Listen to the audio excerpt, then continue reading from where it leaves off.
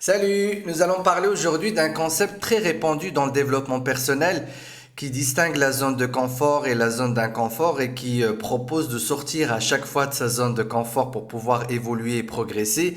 Et on va découvrir qu'en fait, c'est pas du tout cela et que normalement, chacun de nous devrait rester dans sa zone de confort et la développer. C'est ce que nous allons découvrir tout de suite.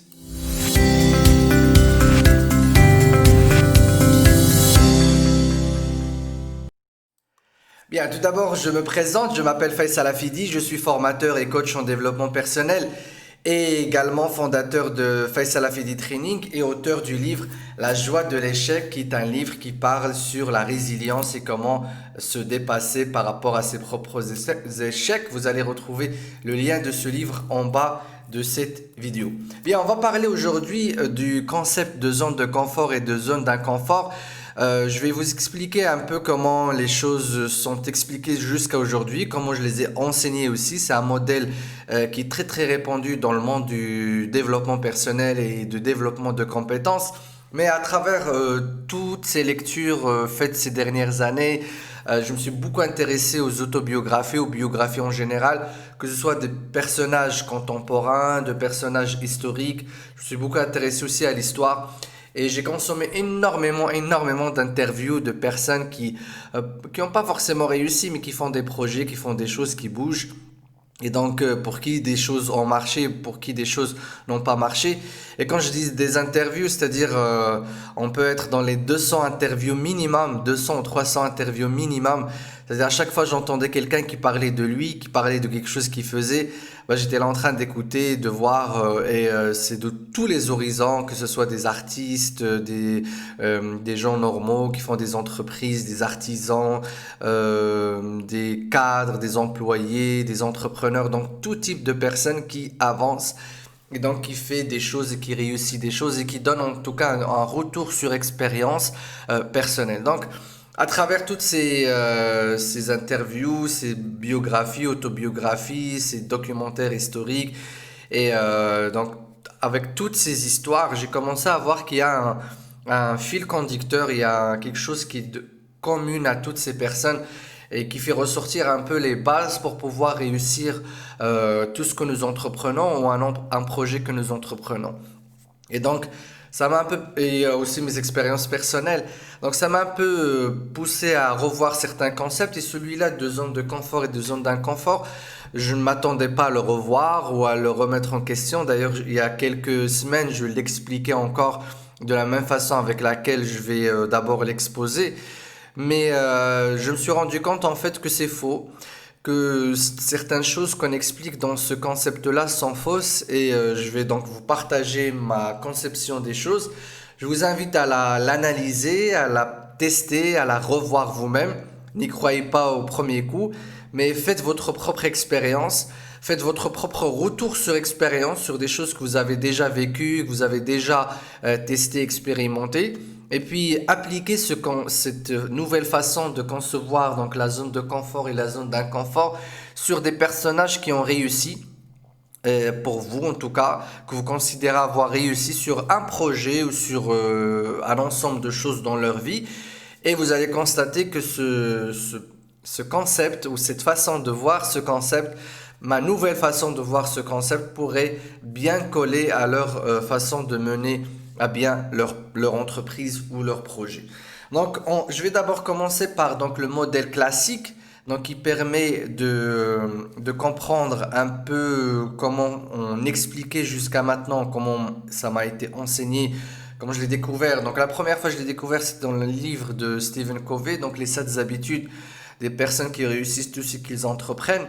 Mais après, c'est repris dans pas mal de littérature et dans pas mal de formations. Donc, la majorité donc, des personnes qui œuvrent dans le développement personnel, dans le développement des compétences ou dans l'enseignement expliquent ce concept avec la façon avec laquelle je vais l'expliquer tout de suite. Alors, si vous n'êtes pas donc habitué à ce concept de zone de confort et de zone d'inconfort, l'idée c'est quoi? C'est qu'en fait, nous vivons tous dans une zone de confort où on a donc des choses que nous savons faire, les choses que nous aimons faire, les choses que nous maîtrisons et surtout les choses qui sont très faciles pour nous. C'est pour ça qu'on appelle ça la zone d'inconfort. Donc il n'y a que du positif à l'intérieur. Donc c'est une zone limitée, un peu petite. Donc elle est très délimitée en tout cas parce que ce que nous faisons bien, ce que nous aimons, ce que nous maîtrisons, ce qui nous donne du confort est assez peu par rapport à tout ce qui pourrait exister à l'extérieur. Donc des choses qui sont négatives, donc tout ce que nous ne savons pas faire, tout ce qui est difficile pour nous, tout ce qui nous fait peur, tout ce qui nous déstabilise, toutes les choses qui pourraient donc nuire à notre confort et qui est un peu hors zone de maîtrise et hors zone de contrôle. Alors le modèle classique par rapport, donc ici donc ça c'est un modèle classique que je vais expliquer. Donc le modèle classique stipule que pour pouvoir se développer et croître, il s'agirait d'élargir sa zone de confort. Donc à chaque fois notre zone de confort s'élargit, eh bien ça veut dire que nous avons une meilleure maîtrise de plus de choses, une meilleure connaissance de plus de choses et une meilleure capacité à aller de l'avant. Alors comment élargir sa zone de confort? C'est en sortant de sa zone de confort. Donc là, en se mettant à l'extérieur de la zone de confort, donc en acceptant de subir ou d'affronter ou de faire face ou d'apprendre toutes les choses que nous n'aimons pas faire, donc toutes ces choses-là qui sont inconfortables. Donc passer assez de temps avec ces choses inconfortables, les apprendre, se forcer à les subir ou à les accepter jusqu'à les intégrer dans notre zone de confort, jusqu'à ce qu'ils deviennent positifs. Donc vous voyez, j'ai transformé les signes négatifs ici en signes positifs et du coup ça fait que notre zone de confort est élargie et du coup nous avons donc une nouvelle zone de confort beaucoup plus grande, ce qui fait que nous avons beaucoup plus d'aptitudes et beaucoup plus de capacités et beaucoup plus de connaissances et beaucoup plus de choses que nous sommes maintenant désormais capables d'affronter et de faire. Et donc à chaque fois nous voulons faire encore une fois un élargissement de notre zone de confort, eh bien nous sommes amenés à aller encore une fois, à chaque fois aller vers la difficulté, à chaque fois aller vers des choses compliquées, des choses que nous n'arrivons pas à maîtriser, affronter nos peurs et nos craintes pour à chaque fois encore une fois développer notre zone de confort. Donc ça c'est le modèle classique, c'est comme ça qu'on explique la croissance humaine, c'est comme ça qu'on explique le devoir ou la manière avec laquelle nous pouvons avancer. Alors moi ce modèle je l'ai aussi accepté, je l'ai testé, mais ces dernières années, en tout cas ces 2 dernières années, commencent à me poser vraiment problème parce que pour maîtriser quelque chose, pour aller le plus loin possible, pour faire des choses que nous n'avons pas la capacité de faire, une des conditions qui pourra nous donner le carburant, surtout avec l'âge, en tout cas je l'ai remarqué avec l'âge, là, quand on est jeune c'est assez facile, on peut affronter beaucoup de choses difficiles, beaucoup de peurs, beaucoup de craintes, mais avec l'âge on se dit peut-être à quoi bon, à quoi ça sert. Et surtout que j'ai remarqué que et d'ailleurs vous avez dû le remarquer en entendant des conférences inspirantes ou motivantes, les gens qui arrivent, ils vous disent la condition principale pour pouvoir arriver à des choses extraordinaires, c'est tout d'abord en faisant quelque chose qui nous passionne, quelque chose que nous aimons, quelque chose que nous apprécions, quelque chose qui fait partie des réelles passions qui nous mobilisent au quotidien. Et donc quand on veut élargir sa zone de confort et que le paradigme avec lequel nous voulons élargir notre zone de confort, c'est d'aller affronter ce que nous n'aimons pas, ce qui nous fait peur, ce qui ne nous passionne pas, ce qui fait partie des devoirs. Et ça aussi, c'est tout un courant aujourd'hui sur la liberté financière. D'ailleurs, je suis en train de lire le livre dont je vous ai parlé lors de la vidéo précédente. Et d'ailleurs, c'est ça qui a provoqué un peu cette vidéo parce que lui aussi parle de l'autoroute de la richesse. Il parle des raccourcis. Mais pareil, pour avoir ce raccourci, il critique le chemin lent. On doit subir beaucoup de choses pour pouvoir finalement s'enrichir à l'âge de la retraite. Alors lui propose de s'enrichir et de prendre sa retraite entre 30 et 40 ans. Soit, il n'y a pas de souci. Mais pareil, il reprend le même paradigme en se disant qu'il faut faire des sacrifices, qu'il faut travailler durement, mais en faisant ce qu'il faut faire, en créant les procédures qu'il faut faire. Bon, j'ai pas encore fini le livre, mais il annonce la couleur. Donc dans les premiers chapitres, je suis au troisième chapitre, je crois.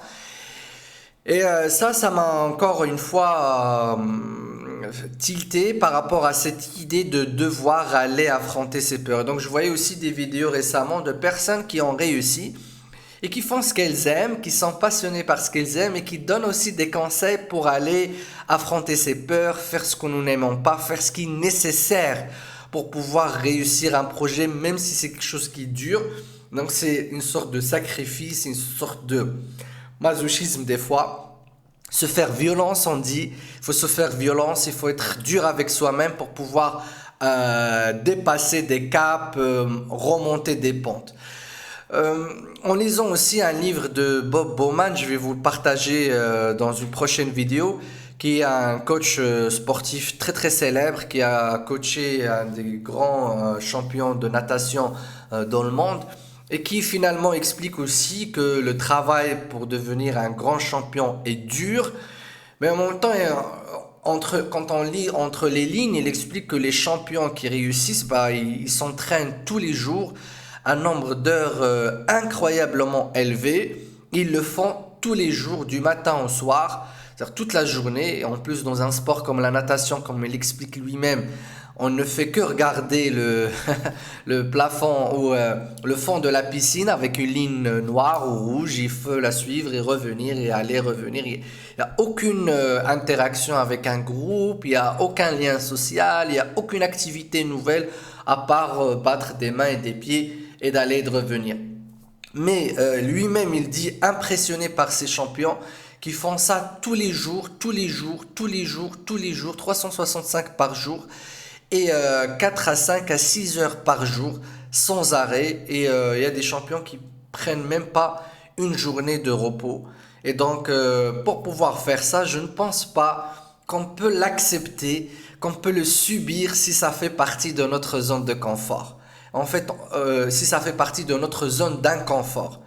Mais en fait, si on peut le subir, si on peut l'accepter, si on peut accepter des duretés, si on peut accepter des heures et des heures de travail acharné que les autres ne peuvent pas faire, c'est que certainement, on n'est pas dans notre zone d'inconfort, mais au contraire, on est dans notre zone de confort. Et c'est là où je vais expliquer donc ma nouvelle conception de ce principe de zone de confort et de zone d'inconfort.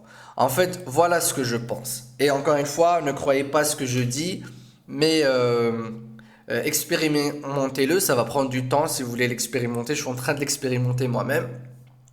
Mais sinon, appliquez-le sur vos projets anciens, sur vos expériences précédentes ou sur des personnes qui ont fait ce qu'elles ont fait. J'aurai pas le temps dans cette vidéo de vous ramener des preuves autobiographiques, mais je vais le faire au fur et à mesure parce que c'est une nouvelle philosophie pour moi et c'est une nouvelle philosophie de vie. Donc l'idée est la suivante, sans trop m'attarder là-dessus. Alors on reprend, donc il y a notre zone de confort, il y a tout ce que nous aimons faire, tout ce qui nous passionne, tout ce que nous apprécions, tout ce que nous maîtrisons. Bon, c'est un peu long à expliquer, il y a aussi ici les talents naturels, donc notre prédisposition naturelle à faire certaines choses. Et ici, il y a des choses que nous n'aimons pas faire, nous ne savons pas trop faire et nous apprécions pas trop. Et donc notre zone d'inconfort est bien sûr illimitée, notre zone de confort est limitée. Donc moi, ma conception est la suivante, c'est que si on veut faire grandir ou faire progresser sa zone de confort, l'idée ce n'est pas de sortir de sa zone de confort du tout. Mais au contraire, c'est d'y rester, de faire ce que nous aimons faire, donc se concentrer sur tous ces points positifs que nous aimons faire, toutes ces choses que nous maîtrisons, toutes ces choses que nous apprécions, toutes ces choses qui nous apportent finalement du confort au quotidien. Et oui, toutes ces choses qui nous apportent du confort au quotidien et faire que ce que nous aimons faire et faire abstraction de toutes ces choses-là. Donc ne pas chercher à sortir de sa zone d'inconfort, mais de rester dans sa zone de confort. Alors ce qui va se passer, c'est que ce que j'ai remarqué, et ce qui est d'ailleurs logique, c'est que vous allez commencer à développer une zone à l'intérieur de votre zone de confort qui est une zone de maîtrise, une zone de contrôle absolu, une zone de compétence tellement élevée que cette zone, bah, elle va finir par s'élargir par elle-même. Et sinon, même si elle s'élargit pas, bah, elle va s'approfondir en fait. C'est comme si au lieu de créer un petit trou et de se dire voilà, j'ai creusé un petit peu, bah maintenant je vais aller creuser ailleurs, je vais creuser un autre ici, je vais creuser un autre trou ici, un autre trou ici. Bah non, restez sur le trou naturel que la vie nous a donné, c'est-à-dire un talent naturel. Et nous avons tous un talent naturel, sans exception. Et d'ailleurs, ça aussi, ça m'a poussé dans cette réflexion parce que ces 2, 3 dernières années, j'ai fait beaucoup de coaching orientation. Donc j'ai orienté beaucoup de jeunes surtout. Et à travers les tests d'intelligence multiple et de découverte des talents, déjà, bon, je suis parti avec cette base que chacun a un talent, mais là encore, ça me l'a confirmé. Et quand je débattais avec les jeunes qui venaient avec cette idée-là, qu'il faut faire beaucoup de choses, qu'il faut apprendre des choses qui sont hors notre zone de talent et de maîtrise pour pouvoir avoir cette capacité, avoir un contrôle sur beaucoup de choses, bah en fait non, il faut faire juste la chose qu'on aime, il faut la faire tout le temps, et comme on l'aime, on est capable de la faire tout le temps, et comme on l'aime, on peut la faire tout le temps, et comme on l'aime, on peut y passer des heures et des heures sans compter les heures. Eh bien ça aura un retour sur investissement qui va être qu'on va devenir le meilleur dans cette chose-là. Et une fois on devient le meilleur ou la meilleure dans cette chose-là, eh bien on commence à se distinguer et on commence à chercher ensuite un moyen de la monétiser. Et ça va se monétiser parce que c'est tellement beau que ça va être acheté par d'autres personnes. Et c'est une règle. C'est-à-dire même si c'est du dessin, si vous aimez dessiner, bah vous faites que dessiner tout le temps, tout le temps, tout le temps. Vous ne cherchez pas à vendre vos tableaux. Si vous n'aimez pas vendre, vous ne les vendez pas. Si vous ne cherchez pas à faire, vous n'aimez pas faire du marketing, ne le faites pas. Ce qui va se passer, c'est qu'un jour, vos tableaux vont être tellement beaux, vont être tellement magnifiques parce que vous aurez dessiné du matin au soir et du soir au matin que les gens seront prêts à payer des fortunes pour vous les acheter. Et vous allez me dire, mais c'est pas possible, il faut quand même sortir et tout. Non, il y a tout un autre concept d'énergie, de karma, il y a beaucoup de choses qui sont derrière. Et aussi des anges qui travaillent sur ce volet-là, parce que vous dégagerez une telle énergie que ce que vous allez faire va être très répandu. Et là, je pense à Picasso, par exemple. Picasso, il est devenu millionnaire grâce à ses tableaux en étant très jeune. Mais c'est parce qu'il n'a fait que dessiner. Tous les soirs, il dessine, mais vraiment tous les soirs, il ne sort jamais. Il va jamais chercher quelqu'un pour vendre ses tableaux. Il expose même pas ses tableaux. Il les a jamais montrés à quelqu'un. Mais ils se sont fait vendre alors qu'il était vraiment très très jeune. Et c'est un des rares artistes qui est devenu millionnaire grâce à ses œuvres en étant jeune. Et quand j'ai vu sa biographie, j'ai remarqué que le gars, il n'a fait que dessiner. Il s'en fiche de tout, mais vraiment de tout. Et on le sait, Picasso est un des artistes les plus prolifiques de l'histoire de l'art moderne. Parce que tous les soirs, il dessinait 1, 2 tableaux. Il commençait à 18 h et s'arrêtait à 6 h du matin. Tous les soirs de sa vie. Vraiment, il a rarement raté une journée où il n'a pas dessiné. Moi, je le donne maintenant un exemple parce que c'est un truc qui m'est venu comme ça.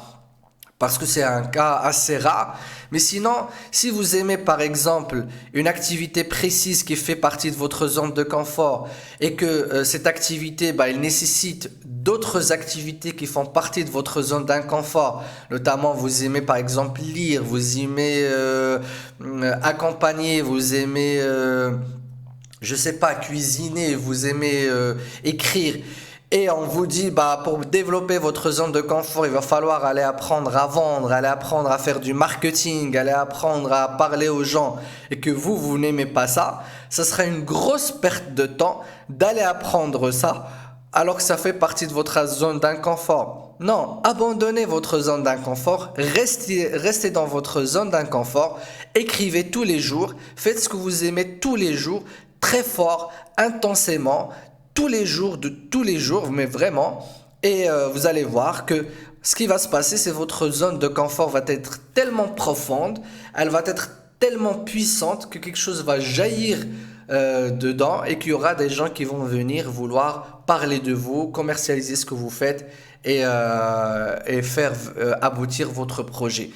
Bon, j'ai pas envie d'aller sur l'autre côté énergétique et en fait la vibration que ça amène parce que c'est en cohérence avec votre âme et votre être et votre capacité cognitive et physique. Mais l'idée ici pour cette vidéo, pour que je ne sois pas trop lent, donc c'est de rester dans sa zone de confort et de ne pas sortir. Cherchez ce que vous aimez dans votre projet. Cherchez ce que vous aimez si vous aviez de l'argent et que vous n'avez pas besoin de travailler. Qu'est-ce que vous auriez fait si vous aviez un salaire de 30, 40, 50 000 dirhams ou 3 000, 4 000, 5 000 euros par mois qui rentrent sans rien faire? Qu'est-ce que vous aurez fait comme activité au quotidien? Qu'est-ce que vous aurez aimé faire comme activité au quotidien? La première chose qui va vous tomber maintenant en face, c'est de vous dire, mais non, cette activité-là, tu peux pas gagner ton argent avec. Ça se fait pas. C'est pas quelque chose qui se commercialise. Ça, c'est les paradigmes de la société. Ça, c'est les paradigmes avec lesquels nous sommes tous élevés et éduqués. Mais la règle de base, c'est normalement de faire cette activité-là, de la faire intensément, de la faire tous les jours, sans se soucier de tout ce qui est dans votre zone d'inconfort, donc de rester dans votre zone de confort. Donc je ne vais pas m'attarder plus que cela, mais je vais faire d'autres vidéos prochainement. Bon, ça va être certainement une série, on va voir. Mais je vais faire d'autres vidéos pour aller plus loin dans ce concept. Mais l'idée est la suivante. Si vous aimez quelque chose, faites-le, c'est tout. Et si vous n'aimez pas quelque chose, ne le faites pas. Arrêtez de le faire, même si les conséquences risquent d'être graves, même si votre projet risque de ne pas avancer, même si c'est quelque chose qui est nécessaire et qu'il faut la faire et que c'est un devoir, ne le faites pas. Faites ce que vous aimez, c'est tout. Et limitez-vous à ce que vous aimez. Et ensuite, vous allez pouvoir vous organiser de sorte à toujours continuer à faire ce que vous aimez. Et oui, c'est pas pour faire dégager du temps pour faire ce que vous n'aimez pas, mais pour le faire tout le temps, tout le temps, tout le temps, encore plus fort, encore plus intensément. Et vous allez finir par créer une organisation qui vous soutienne, qui vous supporte dans le fait de faire ce que vous aimez tout le temps. C'est ça la règle de la réussite normalement. Donc voilà pour cette vidéo. On va se reparler prochainement avec d'autres idées dans ce sens. Donc je vous remercie. Si vous avez aimé cette vidéo, n'hésitez pas à vous abonner à la chaîne donc en bas de cette vidéo. Appuyez sur le pouce vers le haut. Si ça vous a été utile comme ça, ce sera partagé par l'algorithme de YouTube. Et sinon, si vous avez des questions, n'hésitez pas à les poser en bas de cette vidéo, toujours dans la partie commentaires. Je les reçois immédiatement sur mon téléphone. Je vais répondre soit par un texte, soit par une autre vidéo qui pourra enrichir donc toutes ces idées sur le développement personnel. Merci et à très bientôt. Ciao, ciao!